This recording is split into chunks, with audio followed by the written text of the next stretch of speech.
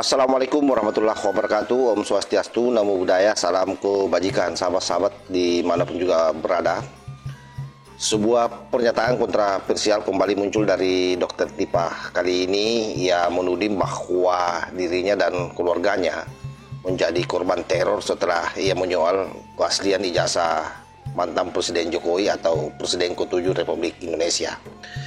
Namun yang menjadi sorotan publik bukan saya kira isi tuduhannya ya, melainkan ketiadaan bukti dari tuduhan yang dilontarkan oleh Dr. Tipa tersebut. Dalam wawancara terbarunya, Dr. Tipa menyebut bahwa dirinya diteror, tetapi ketika diminta penjelasan bukti atau lokasi kejadian, ia justru menghindar dengan jawaban yang tentu sangat tidak substansi, sahabat. Apakah pernyataan ini adalah merupakan bentuk kepanikan dari tekanan publik akibat dari narasi palsu yang telah mereka bangun sendiri? Ataukah ini hanya upaya menggiring opini untuk mengalihkan perhatian dan kebohongan mereka soal ijazah Jokowi?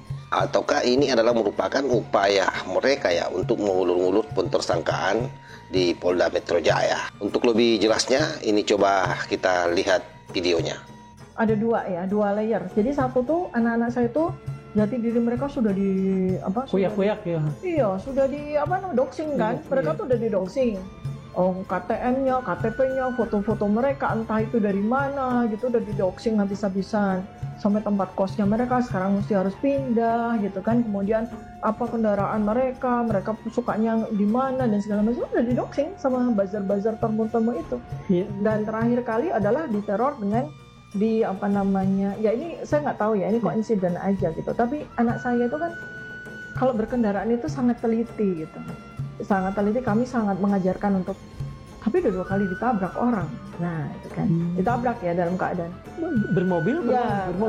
Bermobil, kemudian ya terjadi sebuah 2 kali itu yang nggak masuk di akal lah. 2 kali ini dalam kurun berapa lama? Ini ya beberapa bulan terakhir. Ini ya. Di sini atau di tempat kuliah mereka? Di area yang biasa mereka datangi lah begitu ya. Nah inilah makanya kemudian saya juga sudah melayangkan surat kan ke KPAI gitu kan. Saya juga sudah sekarang ini di masa-masa sekarang saya sudah melayangkan surat ke Komnas HAM sudah, ke Komisi 3 DPR, layangan sudah perlindungan saksi LPSK sudah. Ada di antara mereka yang dengan segera merespon? Oh ya, mereka sudah merespon, tinggal nanti untuk beberapa komisi ya, dari Komisi 3, Komisi 1 sampai Komisi 10 itu mereka sekarang ini sedang pembicaraan untuk RDP.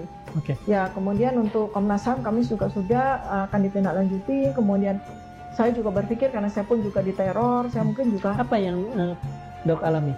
Anak-anak kan ditabrak ya mobilnya. Kalau dokter? Ya kalau saya lebih kepada teror verbal ya, dan ada 1 kali ya, baru 1 kali lalu agak khawatir juga karena saya kan kalau pergi kemana-mana keluar kota kan nggak pakai pengawalan gitu. Jadi saya terakhir kami keluar kota tuh dikuntit oleh 2 mobil besar gitu ya, diapit begitu ya, depan mobil besar 1, belakang mobil besar 1 gitu. Nah itu yang bikin saya juga ini mitigasi risiko saya nggak jalan di sini, jadi saya perlu pengawalan nih kalau keluar kota. Jadi udah sampai di situ, makanya di daerah mana Dok? Adalah, jadi di biasa yang saya kan punya beberapa titik ya, belum sampai keluar Jawa, tapi saya kan ada beberapa titik binaan yang setiap saat itu selalu saya datangi. Apa yang mereka lakukan? Ini mobil Dok, ini mobil besar 1, ini mobil Dok, ini apa yang mereka lakukan? Ini nggak jadi motif nih nanti kita jadi motif mereka. Enggak, saya pikir hanya untuk elaborasi aja. Ya sebenarnya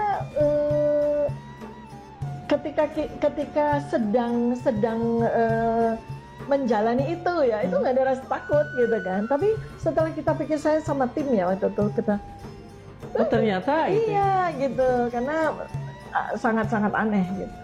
Jadi ya kita diikuti, kemudian mereka berganti-ganti begitu, kedua mobil itu berganti-ganti, kemudian ketika saya coba ngilang begitu, mereka ternyata nunggu di bahu jalan gitu. Seperti itu. Jadi mungkin pada saat itu tarafnya sedang teror. Ditulis nggak ininya, nomornya? Nah itu kan karena kita nggak berpikir bahwa itu ada sesuatu di situ kan, jadi cuma ini aneh juga ya, kok dia begini terus ya sama kita. Saya di sisi kanan, dia juga ngikut kanan, saya di tengah, dia ngikut tengah, dan mereka berganti-ganti begitu loh.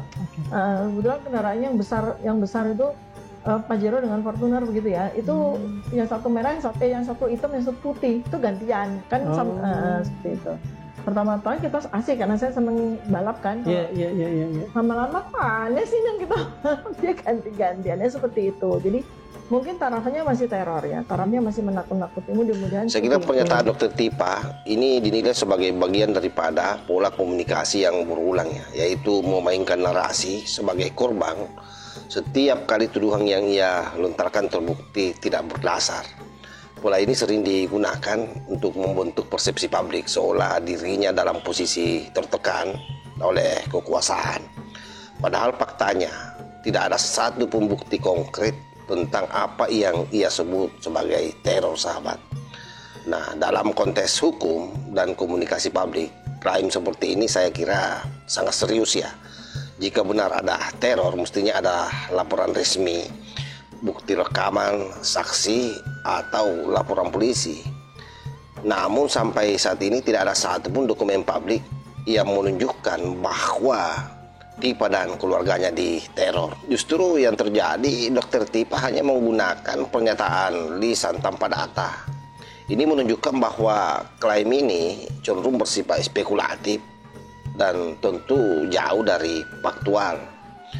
Sehingga wajar kalau kemudian banyak pengamat menilai bahwa strategi ini sengaja digunakan untuk menggiring empati publik, sekaligus untuk menutupi kegagalan kelompok pemburu ijazah palsu yang kehilangan legitimasi, sahabat.